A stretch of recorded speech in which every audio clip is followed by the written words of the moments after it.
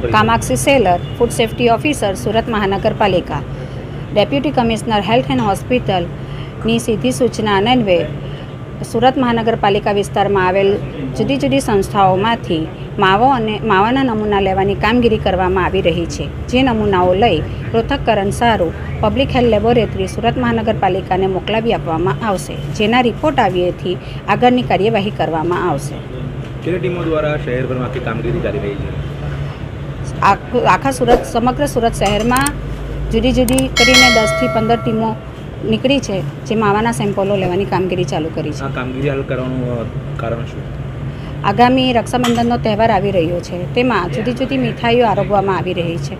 એ મીઠાઈઓ બનાવવા માટે વપરાતા દૂધના માવાનો નમૂનાઓ લઈ પૃથક્કરણ કરવામાં આવી રહ્યું છે. આ તપાસ દરમિયાન કોઈપણ ખામી સર્જાશે તો કઈ પ્રકારની કાર્યવાહી સંસ્થા માટે કરવામાં આવશે? પૃથક્કરણમાં જો કોઈ પણ ખામી સર્જાશે તો કાયદાકીય કાર્યવાહી કરવામાં આવશે.